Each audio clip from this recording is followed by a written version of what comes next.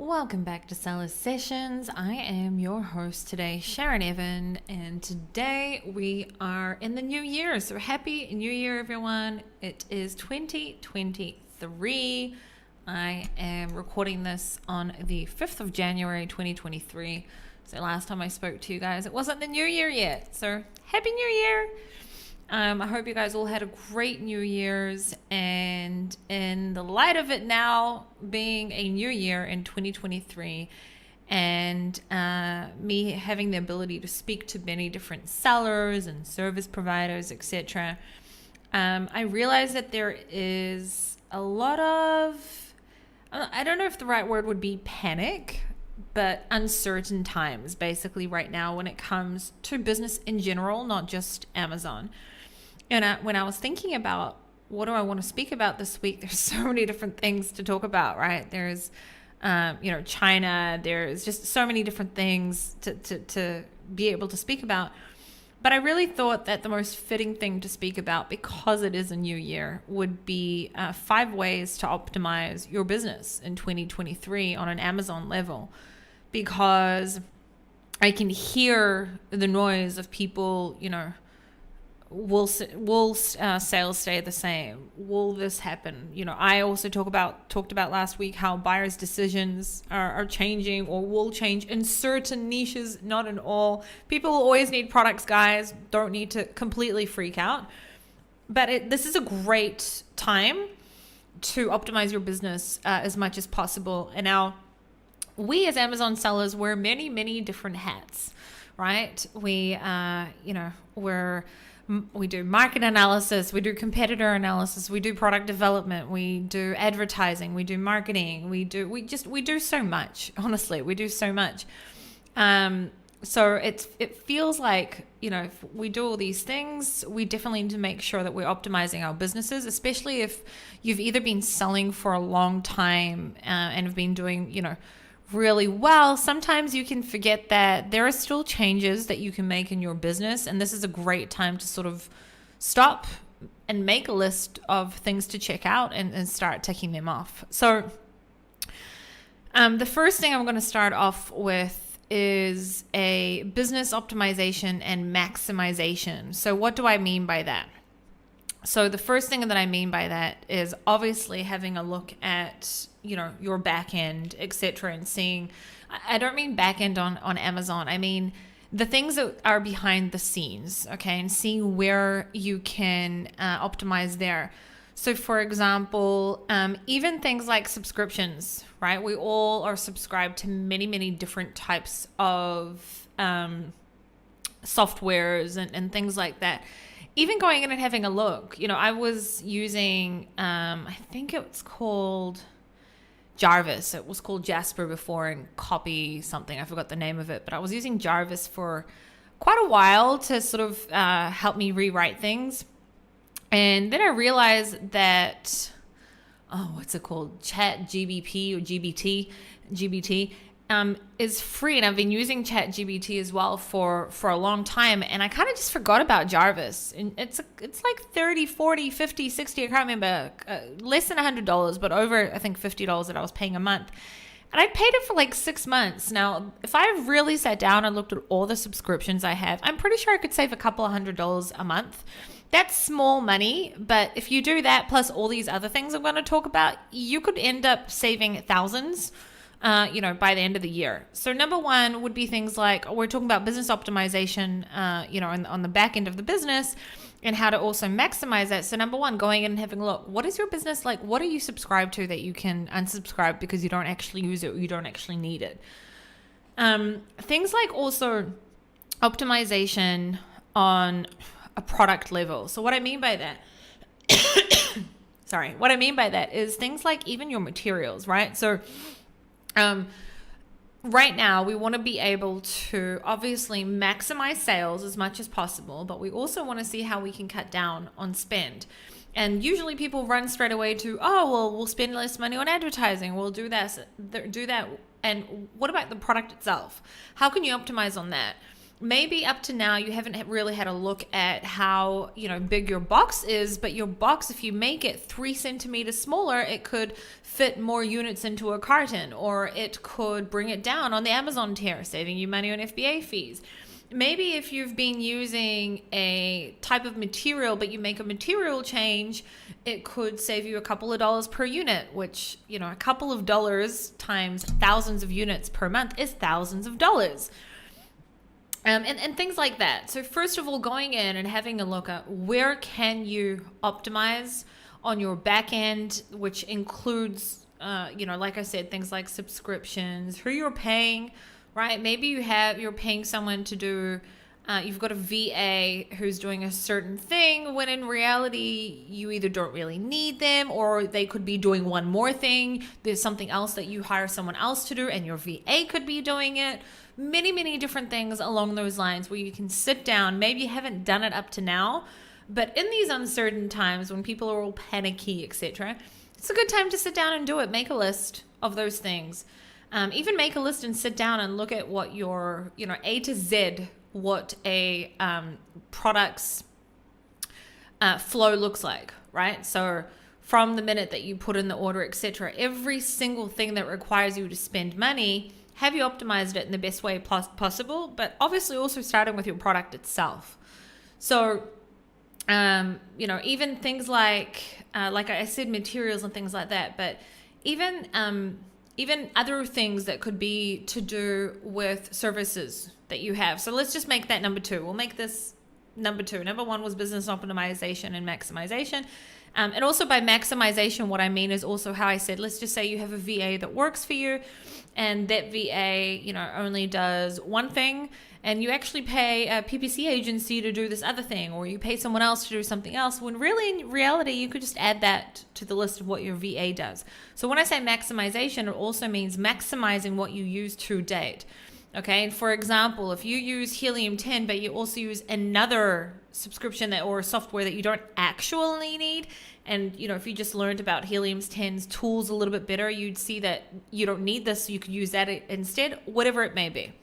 So the second thing we'll talk about, which could have fit under number 1, but we'll make it number 2, is renegotiating and renegotiating, whether it be terms or things like that, but also shopping around what you may have not done up to date. So I am a huge believer in building relationships. Okay, I've been using, the law firm that we work with, we've been using for, I think, 5 years. My freight forwarders, Unicargo, I've been using for, I think, also 5 years. Lawyer in China I've been using for years. My suppliers I've been working with for years. Okay, so I'm not telling you to leave them, but what I am saying is that you can come in and renegotiate. In these uncertain times, I promise you, you're not the only one that's in uncertain times. So are many businesses.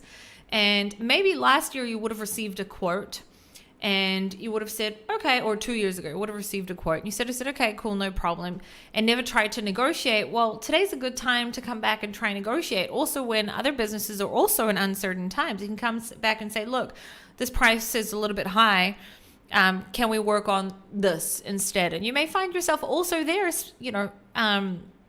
saving thousands or whatever it may be from doing that. And the second thing is the shopping around. So maybe up to now, you've been working with, only one freight forwarder, let's just say as an example. And, you've only ever gotten quotes from them. Well, maybe you need to start getting quotes from 4 or 5 others on the same shipment. And I'm not telling you to leave your forwarder, but what you could do and say, look, you've quoted me whatever, $5 per kilo, but 3 other forwarders have quoted me $4 per kilo. I prefer to work with you, but here is, what I've been offered. Can you match that, basically? Okay, so maybe you wouldn't have done that in the past, but it's a good time to do that. And not only that, not just freight. There's so many different things, right, and services that we use. And then when it comes back to also renegotiating on like the supply chain side of things, coming back to, you got to be careful right now with China. If you source from China, I'm not telling you to over negotiate. Okay, that's dangerous. You don't want to do that. But it is a good time to come back and try and renegotiate terms. after Chinese New Year, not now because they're just about to go on holiday, but it is a good time to come back and say, look, this and this is happening, and to renegotiate terms, basically. And also, just going back to the first point earlier, looking at your current processes and seeing where you can also make changes there. So, for example, this isn't going to be right for everyone, but it could for some. Maybe you've been using a certain 3PL up to now, when in reality, you could find a 3PL a little bit closer to an Amazon warehouse or a little bit closer to a port or whatever it may be, okay? And also save money that way as well, or maximize what you're using. So those are two things. We spoke about optimization and maximizing what you are using, getting rid of what you don't need, renegotiating terms, and doing a little bit of more shopping around than what you used to have done. Again, I believe in business relationships. I'm not telling you to leave people or services that you've been working with for a long time. What I'm saying is do a little bit of shopping so you can use that, okay, shopping around, so you can use that in order to renegotiate on certain terms. Number 3 is to utilize more stuff that we get for free. For example, social media. Okay, so everyone talks about PPC, and I talk about PPC as well, and I love PPC, and it's important. You can't run an Amazon business today almost 99% of the time without PPC. But the amount of you that don't actually utilize stuff that's free to you, for example, social media, okay, is, it's funny, I guess, sometimes.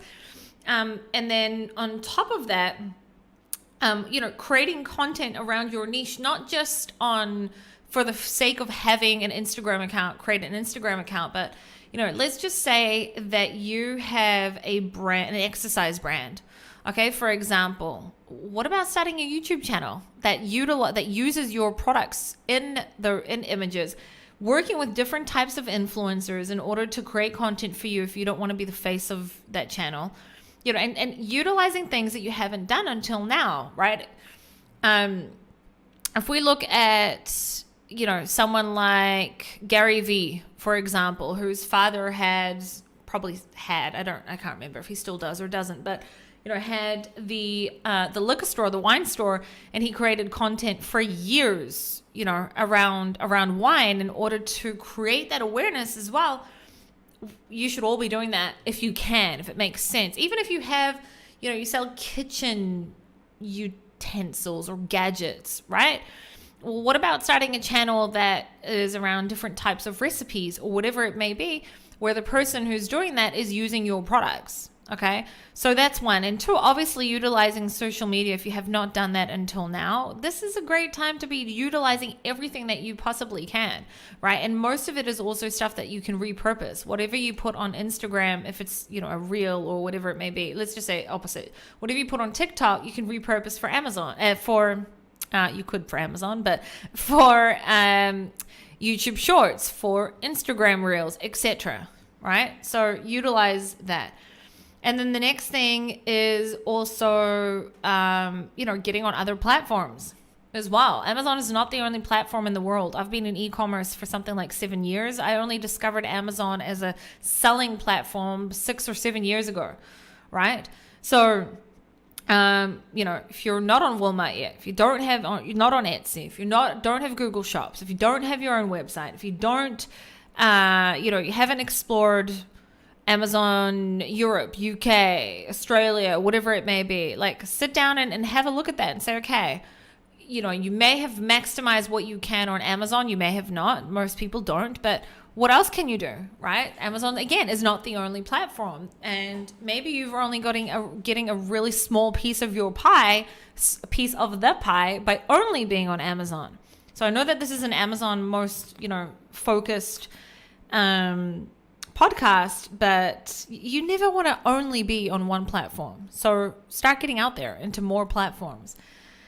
And then the last one for now will be also optimizing, obviously, on Amazon. I left this for last because it's like the most obvious one. Okay, so a lot of people up to date have been able to, let's just say, get away with an average listing, especially if you started selling a few years ago. And in the meantime, because you had so many reviews, when new competitors came in with more optimized, listings, etc., you still could stay on top because of the reviews or whatever that may be. But this is a great time to sit down and see what you can fix and how you can do it better. Okay, so obviously your title, your copy, your images. If you don't have A+ content, adding A+ content. Your Amazon store, maybe your Amazon store has products that you stopped selling years ago and it's still on there. Or maybe your Amazon store is like 6 years old and you haven't really done any sort of update to that. Utilizing things like Amazon posts. Maybe you've never done anything like, sponsored brand ads, sponsored display ads, things like that. Coming in on an Amazon level as well, right? And seeing, okay, what can I do better on Amazon as well as, everything else that we spoke about. So really, at the end of the day, if I was to take all these 5 things and put them into one, it's get out of your comfort zone. Okay, a lot of us, and I probably fit under this as well, have been under a certain type of comfort zone. And this year with, you turn on the news, all you hear is recession, recession, recession. Your buyers are hearing recession, recession, inflation, etc. And there's a lot of people are just uncertain what's going to happen, or panicky, or scared, right? The amount of service providers have also had that reached out to me and said, look, we're worried that should we put our prices down? Should we do this? Should we do that? Okay, so it starts first of all, for us as sellers, it starts first of all with getting outside of that comfort zone and doing more, right? And it kind of seems like every year we have to do more, but that's just how business is. Don't think it's any better in other fields, right? It's just how business is. So we talked about optimization of your business on a back-end level, things like, what are you subscribed to? What can you get rid of? How can you optimize, your materials of your products, your packaging, things like that? How can you maximize what you've already are using? Next, we spoke about renegotiating terms or shopping around, which is something you may have not done in the past. Not necessarily to leave someone you've been working with for a long time, but in order to come and say, look, I've been working with you for 4 or 5 years. I've never questioned a quote, but I've also got 6 other quotes, or 3 other quotes, or 2 other quotes, and you're the most expensive. What can we do about it? And many times, at least 5 out of 10, at least half of the time, they'll come back and say, look, we'll be able to do this or do better or whatever it may be. Third thing we spoke about was utilizing more social media and things that are free to us, okay, and creating more content around our buyers as well.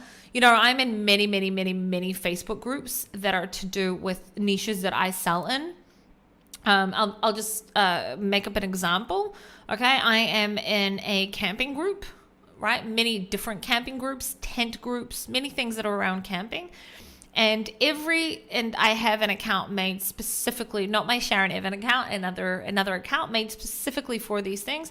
Every time that I'm in those groups and someone asks a question that is relevant in some way to products that I have, I either sell or whatever, we'll just use that as an example for now.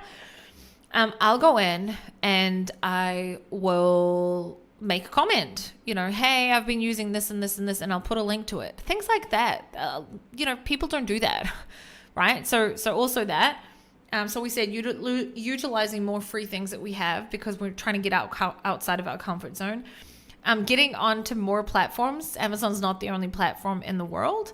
And then obviously the last one, and I'm pretty sure I could have thought of more, but I wanted to keep this short and sweet, was also optimizing your on Amazon. We spoke about off Amazon up to now, but also on Amazon, what can we do better? So getting outside of our comfort zones. This is a year of optimization, in my opinion. Optimization and maximization. Okay, how can you optimize your business to a place where, you can either decrease costs in a certain way or maximization. How can you maximize what you've already got as well? Okay. All right. I hope this helped you in some way. If anyone wants to find me, you can reach out to me on Facebook, Instagram, LinkedIn, anywhere, YouTube, Sharon Evan. You can join my Facebook group as well. Amazon FBA Alphas.